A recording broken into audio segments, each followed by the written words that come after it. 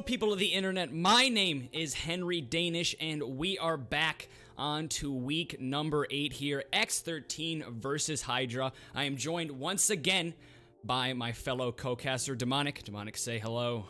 Hey! And just like that, guys, we are going to be getting into this matchup, X13 versus Hydra. I actually want to let you guys know a couple things in advance. Obviously, you can tell if you weren't here last week, the setup is different. Everything is kind of a little bit out of sorts right now. So if the transitions and if things just don't look as smooth on stream, I do apologize. Still trying to get used to everything new here. But we are going to be seeing X13 versus Hydra. This is probably one of the biggest matchups. And the reason why is because we're getting into the playoff picture. We're in week 8, week 12 is the last week of regular season. There's not a lot of time for these teams to make mistakes. Yes, we've seen like the last couple games. Obviously, Hydra is now was used to be called Viper. They've been struggling these last 2 games. We saw against Prime 7-0 on Border, and then we saw Dirty Birds. They lost 7-3 on Consulate.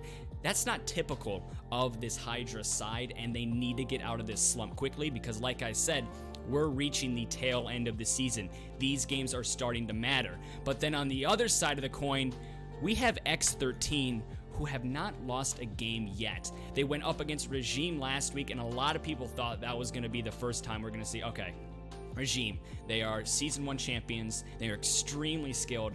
X13, they might not have a chance. X13 held them to a draw on Consulate, and I think that's just put them on the board of just like, oh my god, these guys mean business. So they've looked really, really good. Hydra, on the other hand, also known as Viper, X13, also known as Balance. If you guys have not paid attention to those org changes, both of these teams, they have 2 very different stories coming into this matchup, but they are still 2 extremely, extremely skilled teams. Obviously, first take on this matchup, Demonic, what are you looking at?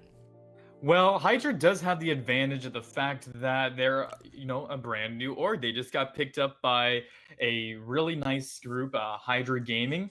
I think their Twitter is Hydra GG if any of you wanted to go check that out. That's not a sponsorship or promotion. I'm just purely stating factual information, but they got picked up by them yesterday. So it has to kind of feel good to be getting off of that and, having this big 12,000 follower org, put their faith in you.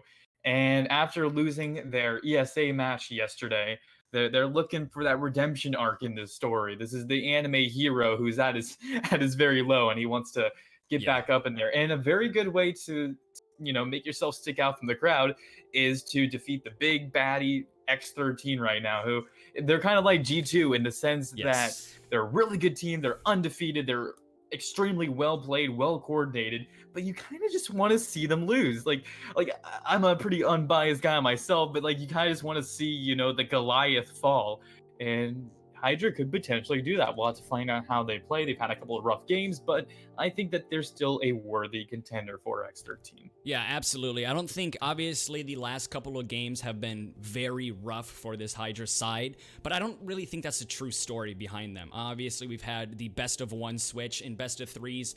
They did always tend to make it to that last map, so maybe it's just the first map is something they have to get used to. They weren't always good at the first map, so they've had a hard transition. And yes, it's looked as if they've just kind of lost their touch, but I don't think that's the case. We have to give them credit. There is a little bit of a curse maybe when big orgs come in, but I don't think that curse is going to happen here. This is a huge chance and step for Hydra to make a difference here. They need to kind of wash away all the bad by beating the big bad X13. Obviously, guys, we are waiting for all of the players to join in. They are having a little bit of an issue. We've invited them a couple times, but I think, again, servers have been quite difficult lately. But looking here at the map bans, obviously we're going to be going on to the map of Clubhouse. Clubhouse being actually one of my favorite maps to both play on and cast. I love the new additions, obviously the huge rework where there is a connected connector wall with that construction area. I really love Clubhouse. It needed that really badly. Yeah, absolutely. And I mean, Clubhouse before the rework was just not really competitive. I really think it is definitely one of the maps in the map pool right now that has a lot of sites that are very viable for defense. When you don't tend to see that right now. There's a lot of maps like Consulate where there seems to be only one really good site and that's it. Whereas in Clubhouse, you have a multitude of options, and I really like that. So I'm really glad we're seeing a Clubhouse map. We don't see it too often, but it also opens the doors up for, there's a lot of spawn peaks, there's a lot of tight angles, there's a lot of gunplay mechanics that can go into Clubhouse. So looking at just the two sides of this Clubhouse map, there's a strat side and there's a huge fragging opportunity side. What do you think these two teams, X13 and Hydra, which one do you think they're going to exploit the most? I think X13 is definitely going to be working more on the utility side of where they're going to be stratting and coordinating that kind of stuff and working as a team rather than trying to go for individual rank style play. Whereas Hydra, I feel like they're going to be a little bit more on the gunner side. They're going to be trying to go for kills. They're going to be doing aggressive spawn peaks, I'm guessing. And overall, they're going to be really focused on trying to whittle down X13 early on by getting some early frags with the roamers and wasting their time doing so on the defense. And on the attack, they're going to try and flush the roamers out on their side and basically just try to get as many kills as they can before they actually start going, okay, now we need to coordinate and do this. Yeah, and I think another thing about Clubhouse that is so interesting is you can either turtle up on the site or you can have an extremely deep roam game. And either side works, you just have to play it correctly. A team that I think everybody is very familiar with, well, they were called Disrupt, now right now are called Altus Police Department. They played the very deep roam side of things. They had people running out, they had people taking on angles, and it was really hard to beat. Whereas we've seen teams like Ego on this map, they've played the turtle style, where they kind of get everybody close to the site, maybe a couple off-site anchors here and there, but that also works. So again, are they going to be playing into that strat heavy side? That's where you tend to see more of the turtle side of things. Or are they going to be playing into the frag heavy side? That's where you tend to see deep roam, going out for peaks, maybe doing a couple runouts and spawn peaks and things like that. So that's really, there's a huge difference between these two teams. I think X13, like you said earlier today, is kind of like the G2.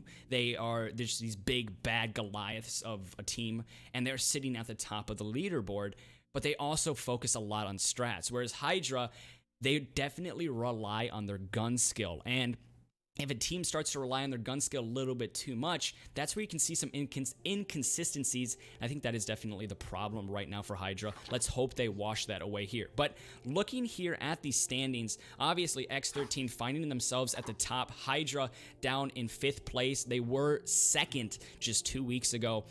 What do you think that jump does to a team's confidence, Demonic? It really depends on how they take it. So you'll find a lot of teams that, like Cloud9, for example, at the Boston Major, they were down 0-2, where one more loss would have kicked them out completely. And instead of letting it get to them, letting that pressure kind of sink in on them, they fought back, they pushed hard, and they ended up winning that final. So, you know, like you always say, pressure shapes champions. So it's kind of like that, only not as dramatic. But yeah, still definitely something that they have to work on. As long as they play to their strengths, which all these guys are very good individual gunners, because that's what Altus Police Department does. Is they have Bolo, they have all these guys on them. Ghost, I think, is on there too, if I remember correctly. Really good individual players, and they play to their strengths. They let them do the things that aren't in the meta of team play. You know, they let them run out, they let them play kind of wonky, because it works, since that's how their players, that's their strength of their players. Yeah, absolutely. It just kind of says what they're going to do. Are they going to try to maybe get into an uncomfortable situation because maybe things haven't been working? Or are they going to just try to stick to their strengths? That's what we have to look at from Hydra today. X13, on the other hand, I mean, why fix what's not broken? They haven't lost yet. Can they keep that going? And now we're going to officially see if they can keep that going. All the players are in the match, and we are going to be seeing you guys on the map of Clubhouse.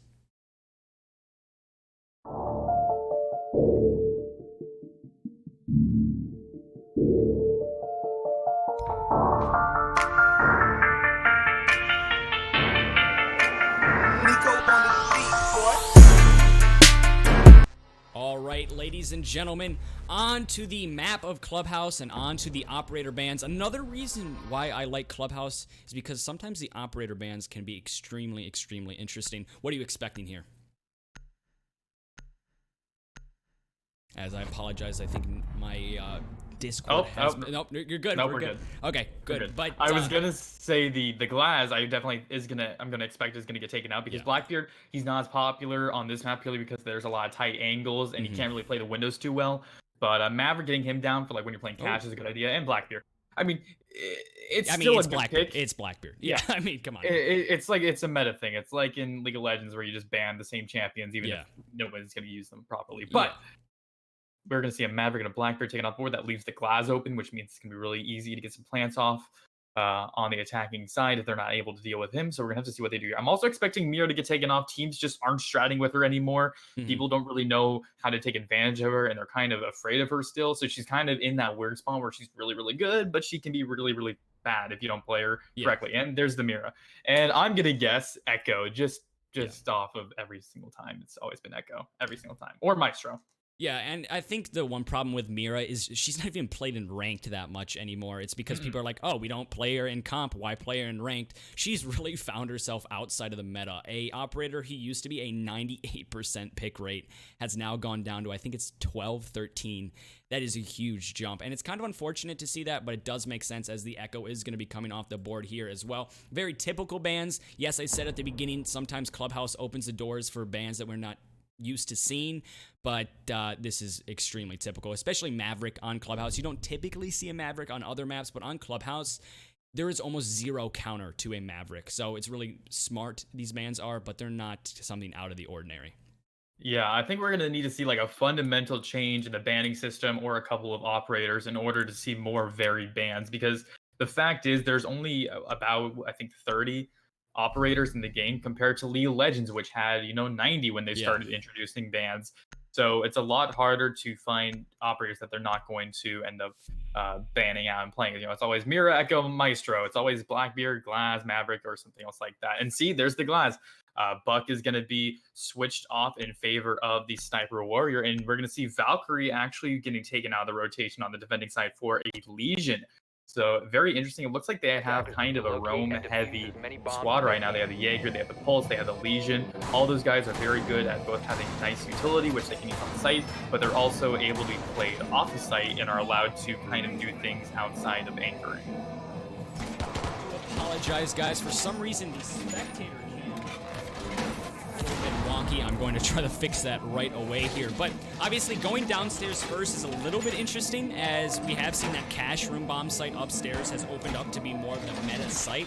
But we are nonetheless going to be seeing just going on to this cash room bomb site. Again, guys, I do apologize for the little bit of an issue I'm having here. Uh-oh, is your internet cutting out? No, we're good. We're okay now. Are you sure? But it is just a little bit interesting to kind of see them not going to that meta bomb site, instead going downstairs to, I guess, the old reliable, which is just a little bit outside of what you typically see. But bringing the Monty and the Glaz, it's going to make a potential, I think, construction push is what we are going to see. Yes, it is. This is going to be super, super hard to counter. You see G2 do this quite a lot during the Invitationals, and it was very difficult for EG to handle. Can X13 do the same thing here? I think Hydra actually has a really good dirt defense. They have the goo mines, which are going to slow down the push. They have the smoke bombs, which are already being tossed out, which not the greatest idea in my opinion, but I'm a caster, I'm not a player, so I can't really say anything. But we have Gavin actually sitting there right now with the SMG-11 close range. Gonna throw another one. That's going to actually force Lung to not be able to inhale anything. There's a reason he only has one and not two, so those toxic babies are going to hurt even more. But those are going to get thrown out, and this is actually delaying it quite a bit. But the problem is, that means that he's not going to have any smoke bombs for when they eventually get onto the site in order to disable his plants right now, and it's going to work to their advantage. Goody's going to be able to plus something, but not able to land the shots. Gavin, however, he's going to take out one Lung, and that's going to be the Glaz going down as well. Hoppy Poppy, he's going to be crawling on the ground right now, as Seven is watching the angle. Going to be peeking for wants to secure that kill right now, just as he's able to. Someone else is going to peek out right now. They're going to take shots at each other, and Seven with a nice little two-piece. Alex is going to go down. And this is looking very good for X13, or I'm sorry, Hydra, but just as I say that, 6 and that's going to be classy, are going to find shots for themselves as well. Yeah, so going through this utility room blue area as the rest of the push was going through construction, got completely shut down. It's good to see maybe this little late flank, just opposite push could be successful for this X13 side. But with those angles from the construction tunnel, these are so hard to contend, especially with a holographic site. It's going to be very hard for this X13 team to do anything, as well as the fact that the diffuser is outside. So they're going to have to go for frags here, as there is, yes, a minute left. But with how far that diffuser is, there really is no chance to make a whole rotate to go get it. We're going to have to see what they do here, but there's not a lot of time right now. 6 and Classy are going to be hanging out on the bomb site. They actually have complete control of it, but that doesn't matter if they don't have the diffuser to actually plant down here. Classy, though, a great Claymore, is actually going to be able to find Geo, and 7 is not looking good. He is holding on by the skin of his teeth right now, and same with Gavin. Taking a couple of shots at Classy, dropping him down just a little bit. Will they be able to hold the Alamo? 7 is going to get pushed, and 6 is going to find him. That's why 6 came before 7 right now. Gavin holding the angle, 18 seconds left. He still has the diffuser though, and a great headshot. He's going to be able to get the refrag for his teammate. This is a 1v1 right now. This is extremely intense. Oh man, Gavin's sweating bullets. The 5-5-2 commando is taking shots, and it's gonna land. Classy holding it out for X13, and they're gonna just barely come from that in what was essentially a 2v5. Just when you thought this Hydra side had everything in their favor, they had the numbers advantage, they had the diffuser in a place they wanted, they had the map control they needed, X13 said, well, hey, we're undefeated. We can bring this one back quite easily. And just like that, they did. We saw last week, X13, I think there was 3 rounds where they were down numbers and still won it out. That's already another one put onto that list as just such a good retake there from Classy. And I think it was 6, just being able to completely dictate that round by themselves in a round where I really didn't think they should have won it at all. Obviously, there was definitely a lot of mistakes there on the Hydra side, potentially maybe going for angles they shouldn't have gone for, but in the end, it's just X13's individual skill right there, proving to be a little bit better than Hydra's. I also think it was the fact that there's so much emphasis on those 3 operators coming down dirt tunnel that Hydra just didn't realize that there were 2 flankers coming from blue. I mean, even us as casters, we didn't notice it until the kill feed started popping up with X13's name, and by then it was already a little too late. Gavin had no smoke grenades to work with at the end there. I believe it was 7 who did a great job at the beginning, but just, you know, the pressure that he was having put onto him was just too much for almost any player.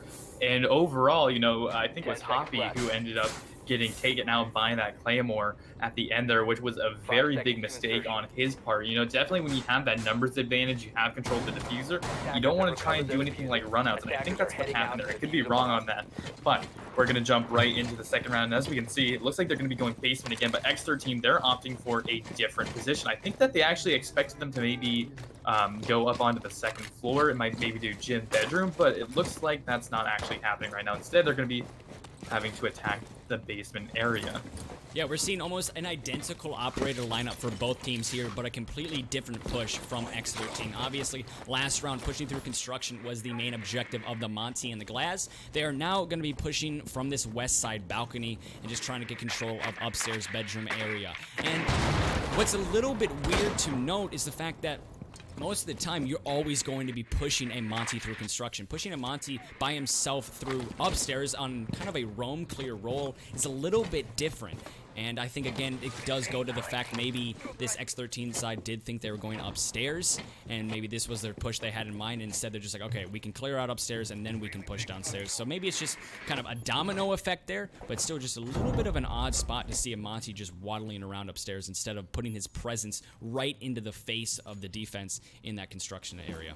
It could be also maybe they're worried about the pulse or a roamer, but the thing is, we can see right now that there really isn't anybody who is off-site right now, with the exception of Gavin, but he's in tunnel, so I don't know if that actually counts, because they're actually doing something smart here where they're having Geo kind of act as wall hacks right now. They're not really having him trying to get kills. They want to keep that cardiac sensor up in order to know where the push is coming from, and now that's going to give them a lot of information that they can utilize in order to stop this push right now. But Hoodie being really aggressive, losing one of his smoke bombs, but he's going to peek inside right there, taking a shot at the Maestro player, but not actually going to land it onto 7. So grenades going down, that's going to give him another advantage to peek right now, but that flashbang and the Zofia charges are going to accidentally obscure his vision. He really wants to push inside. He spots yellow, but he's not able to finish it off right now. But 6 is able to do so once again. 6 coming before 7, as he's going to be able to get the headshot and and the kill on the Maestro. And Ollie with a great shot through the smoke. Really good crosshair placement. And that's going to be awarded with an elimination from himself, as Hoodie's going to catch not one, but two of Hydra members. And he almost gets the third, not able to land the final hold up pistol. Yes, he is. Just as I was saying, so he proves me wrong right now. A great little three-piece for him to work with. And this is all up to Hobby, as the Diffuser is playing right now halfway down the timer. Will he be able to clutch it out? Completely different push for X13 this time around, and it has worked, and it has worked well. 6 taking the last kill. They're on to Hoppy Poppy. Attackers getting another round here, and the first push we saw construction with Monty. That construction push, yes, it's typical, didn't work too well. They still got the round. This push, they didn't need to have individual skill. They didn't need to have the clutch factor. All they needed was push that Monty down those default stairs, get into Moto, get the plant down, and that round is theirs. Obviously, just great individual skill from that Glaz. And that's probably making this Hydra side wishing instead of that Blackbeard ban or that Maverick ban, one of those bands was a Glaz, because 4K coming out for Hoodie there. No, that was a 3K. 3K, yeah, my fault. Completely, 3K for him, and then a 2K for 2K for 6, yes. Completely turning the round in favor of X13, and they are looking already very, very good. Even when the round's not in their favor, as I mean by round 1. But round 2, everything was in their hands. But we are going to be seeing a brand new site. Very smart move. I really think that just the basement wasn't working for them with the way that they have set themselves up on the attacking side. I think Cash and CC will be a little bit easier because it's harder for the Montang to actually get on site and cause problems, because you can't really come up those stairs safely, and along with that, getting into the garage and then vaulting over the window. It really is something that they are going to have to handle. And, you know, we even saw in the, I believe it was the most recent majors where it was G2 versus Penta, what they did is they set up a deployable shield on that garage balcony, and Montang wasn't able to drop his shield to vault over it because they had someone watching the window, so he was essentially stuck there. So maybe they could do something like that. I'm not sure if they're going to take a page out of G2's handbook. It doesn't look like they are right now, but I do like the standard steps that they're going with. You know, it's the tried and true method. It's just what works, as in the famous words of Todd Howard. Yeah, and another thing that we saw a lot from Viper, or now Hydra, is they tend to become stubborn with certain bomb sites. And what we saw on Border was they kept going upstairs. They kept going upstairs even when they were losing upstairs quite significantly. Obviously, Border is quite different from Clubhouse. I feel like Clubhouse is a little bit more sites that you can go onto and still be confident. But they just tended to become a little bit too stubborn when it came to the fact, hey, maybe it was time for a change onto a different site. So I'm really glad that instead of Hydra going back downstairs and maybe risking another site just to be a little bit more comfortable, I'm glad to see them go up to this upstairs site. It's a little bit of a different push, and maybe this will kind of give them a little bit, maybe a wake-up call and something different for them to handle, and will allow them to get a couple wins here. Well, the thing is, it actually looks like it's a relatively similar push to what they just did right now. They have the Montang and Zofia heading upstairs right now, and then they have the Roam Clear coming out from Classy below. The difference is it's going to be a different site, so we're going to have to see how that pays off. Now, they weren't really able to do anything on the basement side of things because they didn't have a roamer, and it looks like they have the same thing. I don't think that they're giving themselves up by not having a lot of. Ooh, that was a very close exchange that could have been right there. Fortunately for both players, they are actually going to miss each other by a hair, but they're not allowing themselves to have enough control of the map. They're kind of just allowing X13 to get into a comfortable position before they actually start their final push. But Classy, he spots out Geo on the drone, or I believe one of his teammates did for him, and it doesn't look like he's actually going to be going for it. So Geo, he's going to actually head back down, and 7 is spotting out that Montang. There we see everybody now for the attack, except for Classy, is going to be focused on this construction push. And with Monty just blocking this doorway, it does tend to create a little bit of a funnel effect, but with getting that wall open that we just see the thermite getting open now, it puts a lot of pressure on this defense extremely early on, as there's still a minute left here. Obviously, 1C4 already going to be getting tossed out. It's not going to land as the Glass continues to be dominant, but somehow goes down, and now we're having to see the rotate from almost everybody here. Sophia is going to get right into the hands of the Legion. That's just unfortunate timing, and the Legion continues his dominance as Gio's able to get a kill onto Classy, 7 onto Hydra, and it's going to be all up to the Thermite now. Alex able to get 1 onto 7, and just the Legion and the smoke. Typically, who do you see on site are actually going to be kind of having to retake here as both of them were off-site. Going to be forced to potentially deny this plant as a fake is going to be coming out, but taking their time is this Hydra side, which is very, very smart. And right now, the 1v2, he is looking to even things up, but it's not going to work. Gavin able to catch him out, and Hydra finally getting themselves on the board at round number 3. At least they were able to get that one round. Really smart play from them, really good defense. I love how they were able to just completely shut down that construction push, even with the glass being right there at the window. But not only that, having Geo get that 2K from the flank really shifted the round into their favor. Yeah, and was just that the roamers I was actually going to kind of accuse a little bit, because at the start of that round we saw everybody in construction except Classy, and then we saw the Smoke, Legion, and I think it was also the Bandit. All three of them were off site, and in that position I'm thinking, yo, there needs to be a rotate somewhere. Someone has to get back onto site. There's just going to get absolutely overwhelmed. But I was proven completely wrong, as we saw Legion kind of holding it out for just a little bit longer proved to be the difference in that round. We saw him push through that downstairs area, not only gets a kill on Zofia, but he also gets the kill on IQ, and that completely shifted the momentum for that Hydra side. They were losing control of that upstairs site quite significantly, but because the Legion was downstairs, had a late flank that you wouldn't expect, they got the numbers advantage back, and it pushed them to that victory, and finally able to get a nice round 3 victory there. And we are going to be heading back to the bottom floor basement once again. Like you said, Old Reliable. This was one of the most popular sites for this map, and really the only viable one at the time when Clubhouse didn't have its rework back, and Chimera, I believe, is when they changed it. Or no, I'm sorry, Parabellum is when they reworked it completely. But this was the best site. This was the only site that you could really hold on to. And now it's a little bit worse because you have more access to Blue. You can walk down those stairs and it's not just one tiny little funneled way in through the bottom of garage. But still like a very good site. And the thing is, it's just there's so many strats and there's so many different things that these teams can pull together that it's a very versatile one, even still after the rework. Yeah, and it's kind of weird to say it's one of the most versatile, but we continue to see both teams not only do the almost exact same push as X13 are looking to do the exact same thing almost kind of to a T, but they also have brought the same operators, as the same operators are on defense as well. There has been no change in operators for either of these teams. Monty's been there, everybody's been there every single round, so it's really weird for such a versatile map. Except the Bandit, yeah. But the Bandit was introduced last round, and it's so weird for such a versatile map to have basically the exact same lineup over and over and over again. Stay behind me. Well, you know what they say, if it ain't broke, don't fix it. And right now, both teams are looking good kind of with their lineups. It's just coming down to somebody getting some really nice kills. Like, that's the deciding factor. We saw in round number 2 when it was Hoodie who was able to get a 3K and change the tide. And then we just saw right there, it was Geo on Hydra who was able to get a 2K flank, and then his teammates able to clean up the rest of the kills. I think it was actually Gavin who was able to find a 2-piece for himself as well. So that's, I think, what's coming down to is the key plays as 6. He is going to get an early frag onto the Maestro, which means they don't really have a whole lot to stop this defuse push. One Lung making his way into Memorial right now and using his Montague shield to his advantage, extending it out right now. He knows exactly where Ollie is, and he kind of fakes him out.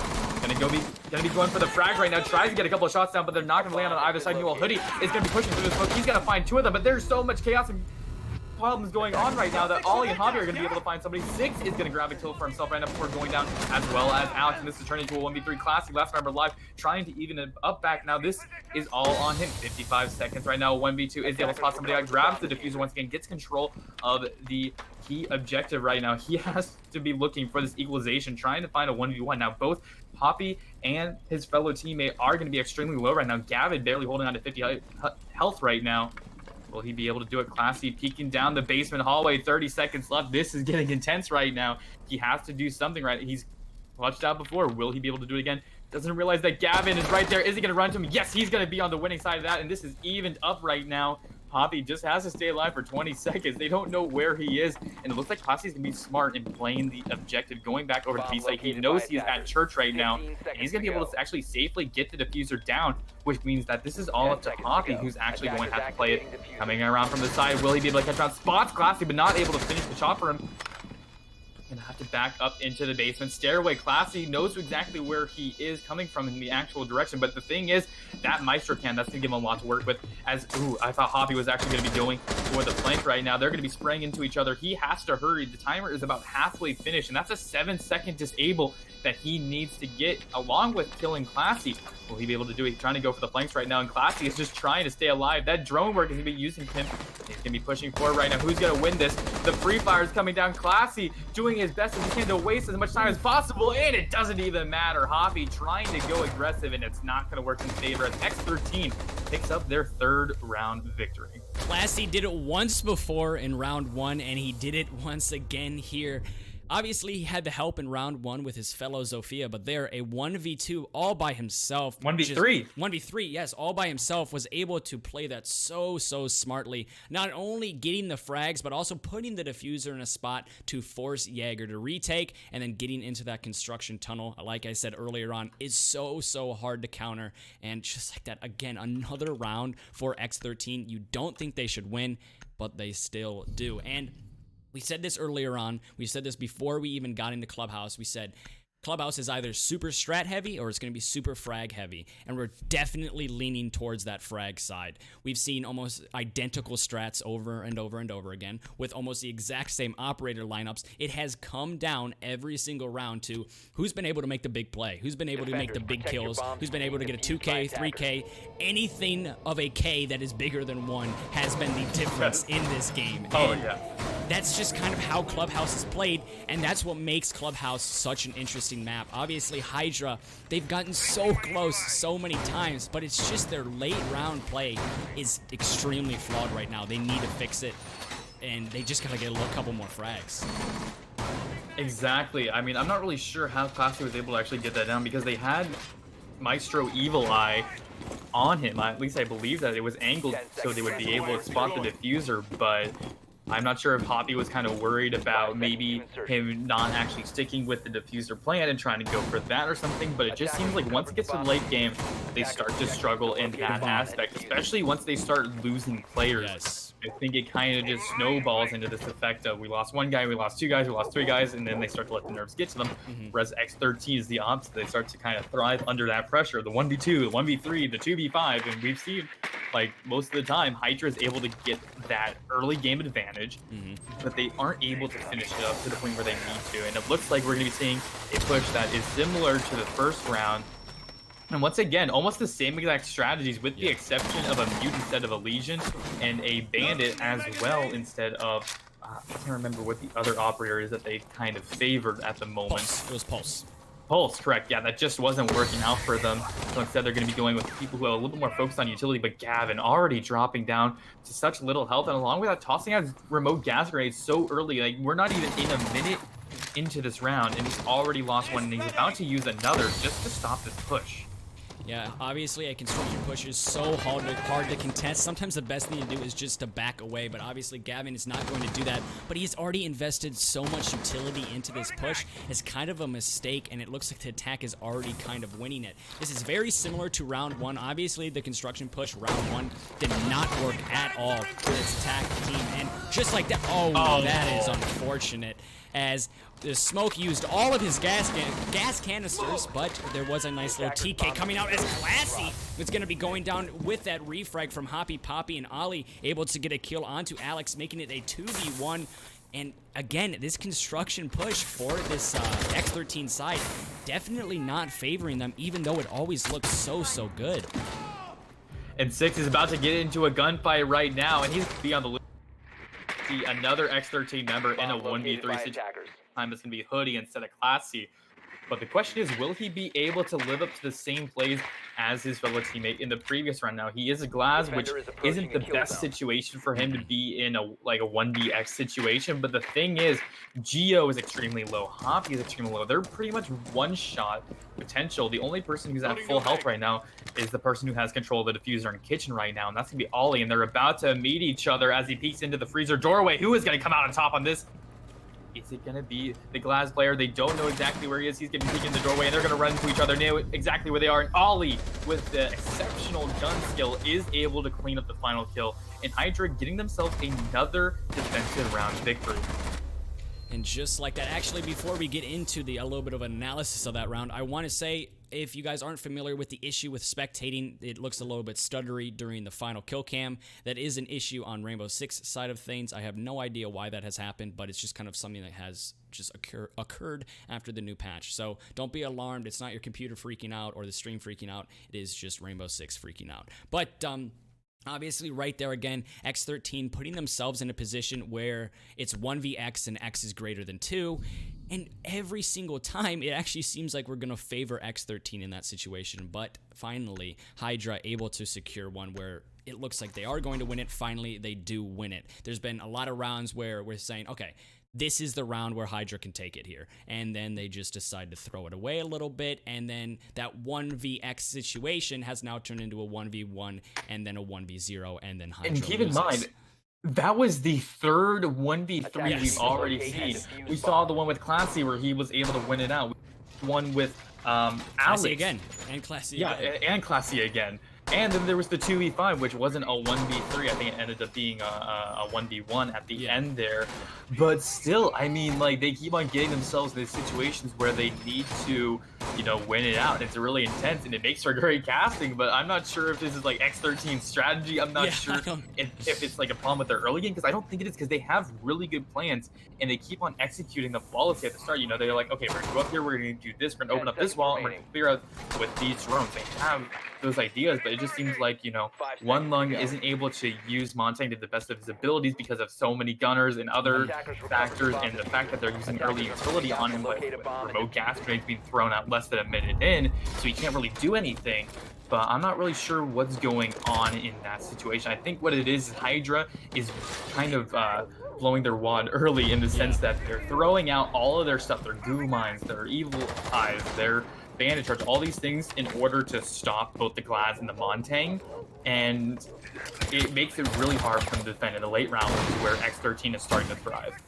Yeah, and it's just, I feel like it's not a compliment to Hydra's early game, but it's more of a dislike of Hydra's late game. They've been playing so good in the early on, but it's just that late game is what really matters, and unfortunately, there's been a lot of rounds where they struggle with it, as right here, the Smoke is in a very, very tough spot. He is completely pinched here. He is going to drop down, somehow escapes that situation. Glad's just not peeking at the right time. That was almost a huge operator off of the board very, very early on, but Gavin plays it extremely smart, is able to escape with his life. But obviously, just like that, he's also going to be escaping with his life, but he's going to be gifting the garage control to this attacking team, and Monty is going to be pushing just to get a little bit closer to that B-bomb. And we can see Classy is actually going to be the one who's grabbing the Glads rather than Hoodie, who we've seen previously playing him. Instead, he's going to be opting to help out with that Thatcher Thermite combo. And we're going to see another TK, this time on the side of Hydra's. Ollie is going to go down from One Lung. He's going to be picking up his first kill as the Montang right now. This is going to be huge for X13. Less Geo. He's going to get another flank here. He's in the position to do so. He knows where they are, but the question is, will he be able to be as successful as he was last time? He has really good map placement, and he's not been playing too much of a roamer role, but it's been working out so far. Will he be going for it? He knows that there are two people up there. He just doesn't want to climb that ladder and risk himself. And the moment he does start to do so, he can go for the flank, and Classy looks down and spots him. That's going to turn this into a 5v2 right now. Geo and Hopier, I'm sorry, Gavin and Hopier, last members left. They spot out the Montang, the extendable shield, blocking their place as Gavin tries to stop the bomb diffuser, and he's actually going to succeed in doing so, but it's not going to be enough because they're still going to get it down right now. 5v2 with a retake being forced, and just as Hopier goes for the reload, oh my god, they were so close to running into each other right there. We're going to see a retake is going to have to come out from the Maestro and the Smoke. Two very good late round operators. Obviously, Smoke has his gas canisters, but he has used them all, as well as it's going to be a 5v1, make it a 5v none, as Alex is able to secure the last frag onto Gavin. And X13, I think that was definitely their strongest round, no doubt about it. Every round that X13 has won, there's been a little bit of a hiccup at the end of the match. There's always been at the beginning of the match, my fault, where there's been a position where the other team your team is going to have to clutch. Whereas finally we saw from X13 an extremely convincing round. 5-0, clean sweep, nobody died for their team. That was the strongest push from X13. Obviously, there was a lot of mistakes with the way Hydra played in Garage. Gifting Garage especially on CCTV cash room, is such a mistake. It is the point every attacking team needs control of, and we saw them get control of it extremely early on. We also saw a lot of mistakes coming out from Hydra once the attacking team of X13 had Garage. Ollie going for the bandit trick when Monty is literally breathing down his neck. That is just giving your life to the Monty, and it's just a free kill. Just some really odd mistakes coming out from Hydra. They look good here and there, but it's just these glaring mistakes is what puts them in the dirt so early on. I'm not sure if it was as much as Hydra's mistakes as X13 just completely flawless that round. I mean, we were talking about how they were struggling in the early game and they were being forced into these clutch situations, but there they didn't force themselves into that. One Lung, you know, was able to not only push inside and get the advantage that he needed, but he was also able to get a kill as well and not die as early as he has been. And we saw how much that paid off for them. And along with that, Classy able to catch out Geo, who was trying to go for the flank, where honestly, if he climbed up that ladder even 5 seconds earlier, he would have been able to get both of them and maybe turn the round, but he didn't want to because he was worried they were going to be looking at that. And then finally, when he did, that's exactly where Classy was glancing down right now. Hoppy watching for the spawn peak. Doesn't look like anybody's going to be trying to do any weird shenanigans. And we can see that X13, even in that 5v2 situation where they had such an advantage, they knew that, hey, if we can do it, they can do it too. And they played it. They didn't try to do anything kind of, you know, silly when you're in that situation. You know, the Montang wasn't dropping a shield to try and get Gavin. They were not going to lose that. And it really shows how serious of players they are when they're put in that situation where they're so far ahead in the round and they still don't want to risk losing it to something stupid. Yeah, it also shows quite a lot of maturity, because something you tend to see, especially with younger teams, is that was unfortunate for Hoodie, as he was just going to try to open up that rotate and look down, but that was the exact moment we saw the pre-fire from 7 open up that barricade. Huge mistake there, as that's going to be your smoke off the board early on, as well as the Legion off the board. The two operators you want most in the late game situation are going to be picked off extremely early on, not almost a minute in, and two super pivotal operators just kind of just giving up their life with literally no contest, as well as the fact we are going to be seeing Hydra gain complete control of construction. Looks like that's going to be the focus point of this push. We are going to be seeing One Lung potentially go for this bandit trick here on this cash room wall. Is it going to land? Unfortunately, it's not, as I think that might have been attributed to the glitch where you don't see her placing it, which is a little bit unfortunate. But nonetheless, One Lung is stuck in a very tough spot. Gavin is able to get a frag onto 6. Somehow Maestro is still alive in the midst of all this chaos, and he's just trying to escape with his life, and that's not going to happen, as 7 cleans it up onto One Lung, as Gavin gets the kill onto the Maestro. That was a very just fast, all in your face type of push there from Hydra, and it worked well. Typically on that site you tend to see, again, Garage gain control, then you push in maybe through that balcony area, but they decided to go for the complete construction push. It overwhelmed the defense, and with Smoke and Legion off the board so early on, that push worked very well for Hydra.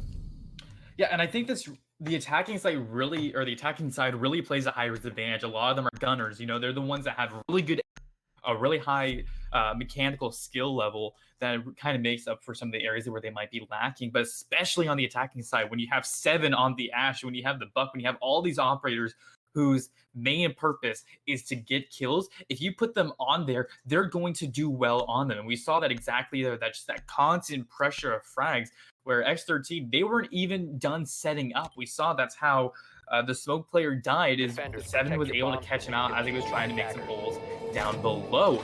So that's a very key frag, and that allowed them basically just to get complete, you know, control of the map, especially that second floor, and just do an onslaught onto X13. We can see now that they're going to be going down to the basement site instead of the more familiar, more popular CCTV cache, and that might help with that aggressiveness, because it's a little bit harder to kind of play just rushing inside with a 3-speed and getting frags on basement, because there's so many angles and it's really kind of focused on the defending side.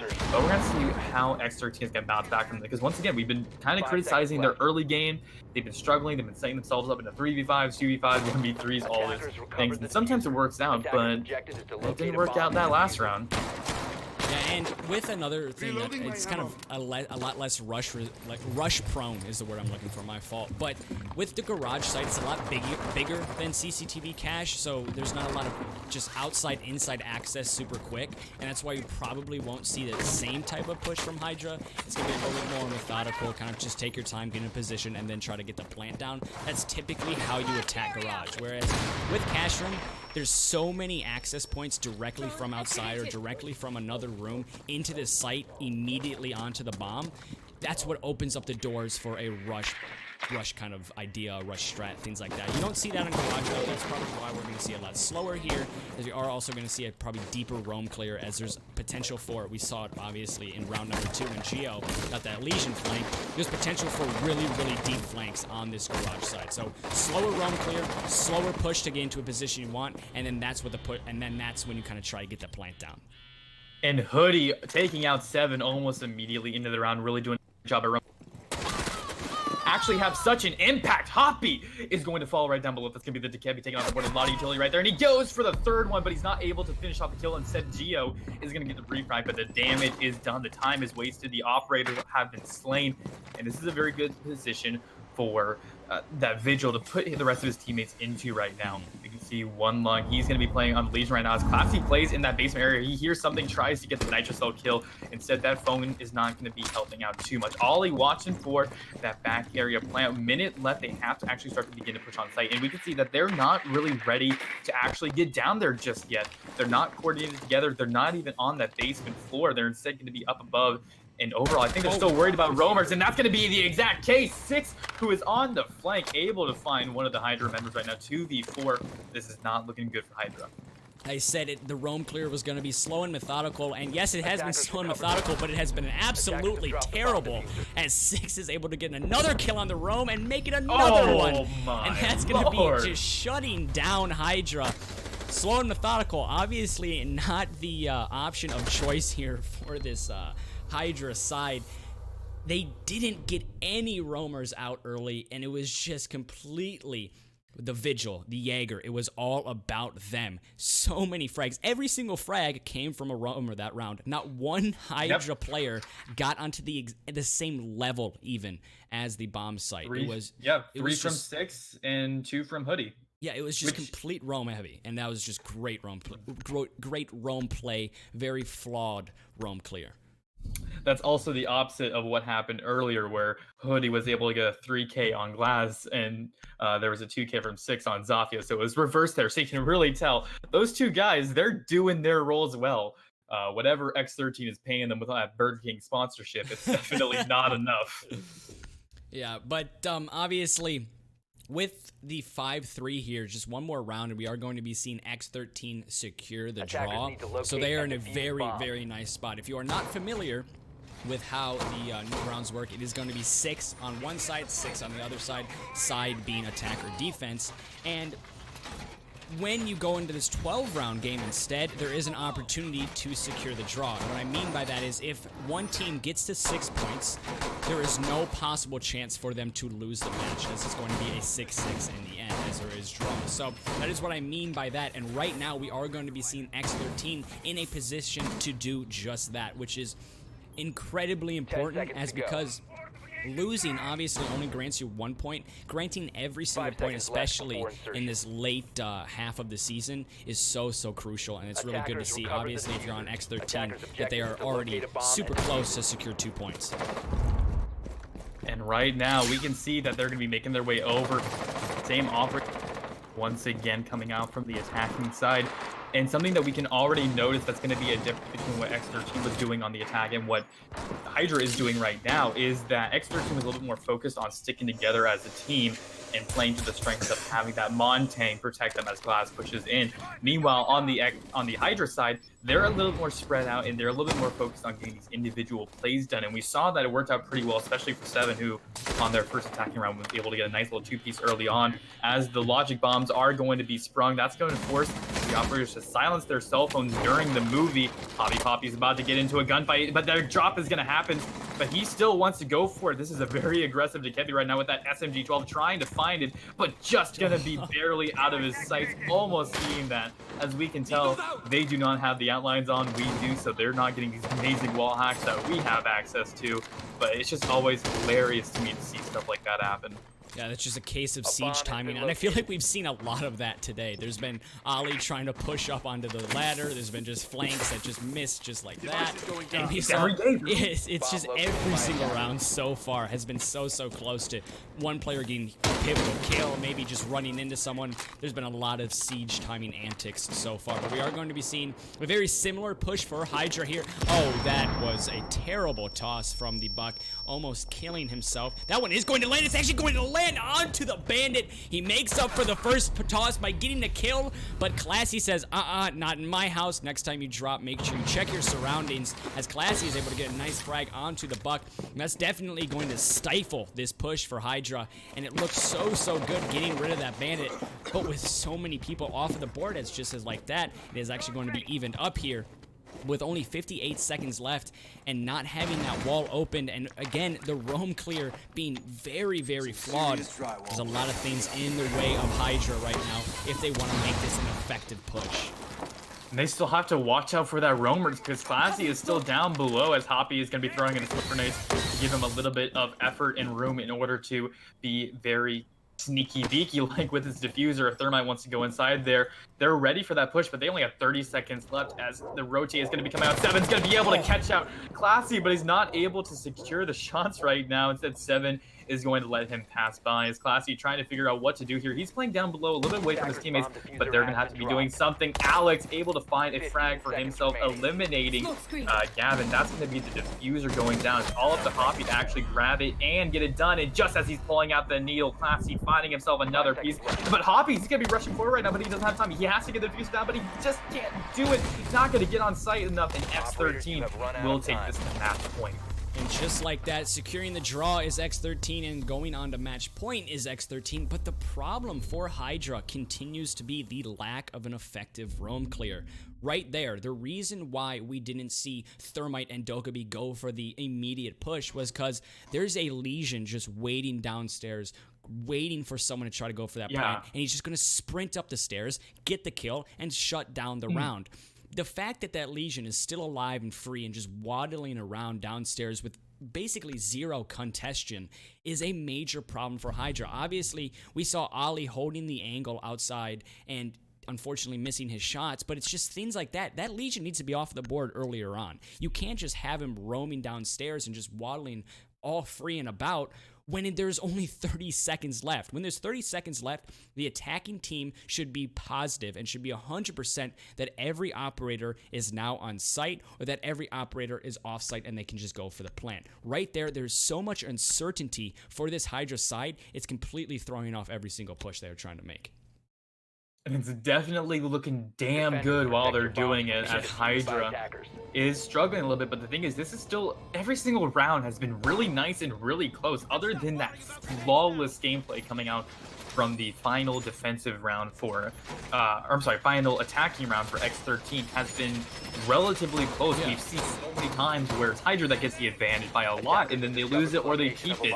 And then vice versa, we see that X13, they start to get a couple of frags, but they aren't able to completely clear it out. I mean, even that final one was still extremely close together, where that could have gone either way.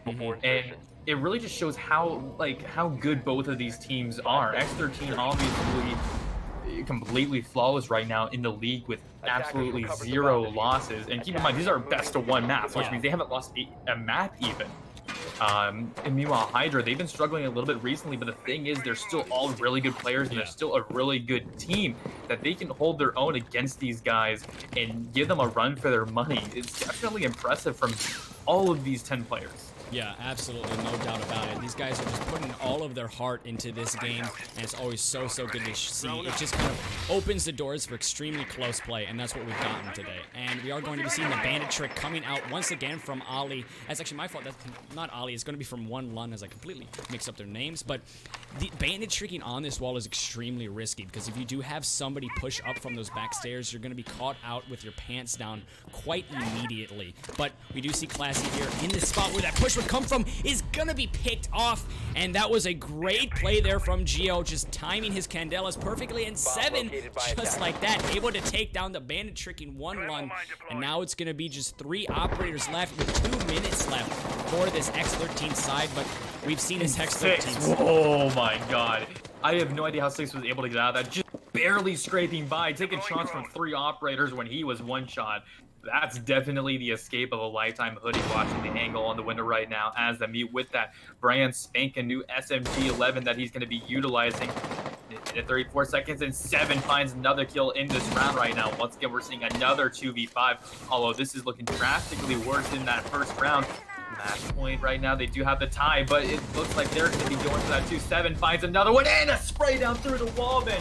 What is this man doing? 7 with a 4K is going to be keeping Hydra's hopes alive of at least getting themselves a nice little point in continuing this match. And just like that, we saw X13 in positions where they have been in 1vx situations or 2vx situations where X is greater than 2, and they've been able to clutch it out. That was not the case there. Finally, we saw Hydra capitalize on their man advantage and were able to secure an extremely important round. Obviously, not only is it a round because they prevent match point, but it's an important round in the fact they need some confidence. There's obviously been just some communication issues maybe on Hydra's side. There's just been a lot of, it's been flimsy play for Hydra, and just getting a dominating round like that could easily be the difference and just be the factor they need to either secure this draw or just maybe give them confidence going into next week and say, okay, guys, we've had a little bit of a rough patch. We can turn it around right here. That round could do all of that. Yeah, but right now we are going to see, for the first time, a surprising amount of operating from defenders. Protect your bombs. another Vigil which they played recently, but they switched off of. And the newest one is going to be the Valkyrie on, I believe that's going to be Classy, who has a really nice throwing arm at the moment with those black eyes. I'm not sure if there's going to be any like new spots that he's going to be able to utilize. I don't think so, because this match is relatively tiny and indoors, but you never know what they're going to be able to do as we head back onto basement. Once again, tried and true site, still relatively good, very difficult for the operators to gain a foothold, but when they do, they can run with it pretty easily because it's so simple that once you're on site, you can plant relatively safely and quickly. Yeah.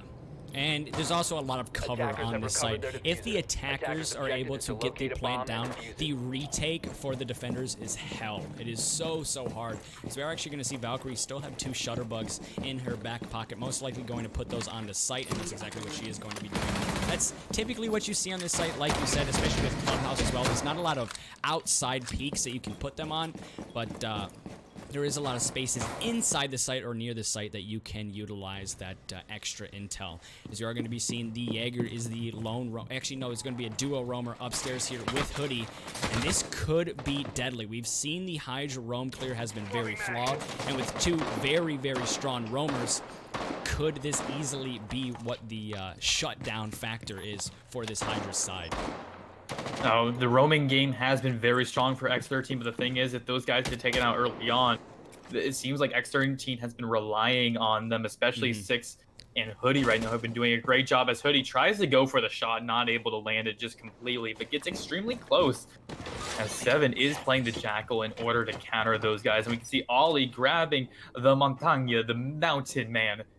And we're going to see what he does with that. Does he actually spot out 6? No, 6 is actually going to spot out 7. And I'm not going to make that joke again as he finds a second one. Almost the third one with that amazing flick, but it's not going to be enough. He's going to run out of ammo, doing a lot of damage to Ollie, however.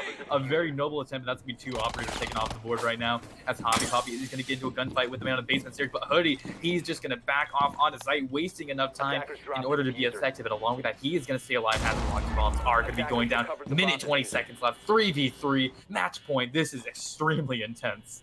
Again, another successful roam for this X13 side. Yes, they lost a body, but they got two for the price of one, as well as the fact they wasted about 2 minutes of this attacking team side, as we are going to be seeing the push coming out here finally from the Monty, just trying to slowly go into the hallway. He's going to spot out the Maestro. Maestro is going to be forced to rotate back, and just like that, Ali is going to be sitting here actually going for the push. He sees the Vigil, but it's not going to shoot onto him, and unfortunately missed opportunity there to secure a frag. But just like that, so much control has been gifted to this Monty, and it looks like this X13 side doesn't really know what to do at this point. What is Ollie doing? He is being so aggressive right now. That cannot be the best idea, as One Lung is able to find Geo 2v4. This isn't looking good, and just as the peaks out the to gain, Hoodie cleans out the game. The first kill of the game, the last kill of the game, as X13 are going to be winning this out 7-4. Such a very, very close game. It was something obviously. Can we pull up the stats up here? What was that? Can we pull up the statistics? Oh yeah. Yeah, look at that. Ooh. As we are going to see a couple people leaving a little bit early. Obviously, that does sometimes say they're frustrated, but just such a close game. Obviously, the scoreboard might not say it. You're going to be looking at the scoreboard and thinking 7-4. What do you mean close? They were down by 3. There's nothing close there. That wasn't the case. This entire matchup, it went down to 2 players almost every single round. So many clutches, so many 1vx's, so many important plays to turn the rounds in your favor, to turn the games in your favor. It was so, so close. It's just Hydra found themselves on the losing end of the majority of those situations. And when you do find yourself on the losing end of anything most of the time in Siege, you are most likely going to lose that series. But just like that, X13 remain undefeated. Obviously, they've had a couple of draws, but they still have not lost yet. And that does set us up for the next match here, going on to Ego Academy. Obviously, a new look Ego team. They've gotten a couple new players. They've had a little bit of an internal issue with some players leaving, some players just deciding maybe this wasn't the team for them, and then they picked up a couple more players. So new look Ego going up against the familiar faces of Digital Dynasty is going to be next. And what I mean by familiar faces is, if you were around for Season 1, you do remember Team Seduction. Obviously, Mick Foles, Ham, and Durkin, all 3 of them are going to be featured on that Digital Dynasty roster. Ooh, so it's going to be very, very fun to see them kind of make their return to the RCR6 scene. But that's going to be the closing remarks for me for this great matchup, X13 versus the just kind of struggling Hydra, but they both looked so, so good. Those are my closing remarks. Demonic, do you have any? Definitely one of the most fun games that I've casted in a long time, especially amateur now. I mean, if you threw out there and replaced both teams' names with something like Cloud9 and Rogue, I would not be able to tell the difference in terms of gameplay. Both teams had solid strats. They had solid mechanics. They had great clips, great clippable moments. I mean, if a couple of those aren't going in a montage, I'm going to be extremely disappointed. Yes, I think we all will be. There was an opportunity, I think it was the last round there. I think it was Jaeger, almost had the best flick we've seen in kind of the entire. That was 6. It was so close to being such a nice clip, but he still did get a 2K, and that's just all you need to do as a roamer. But that's going to be it for the X13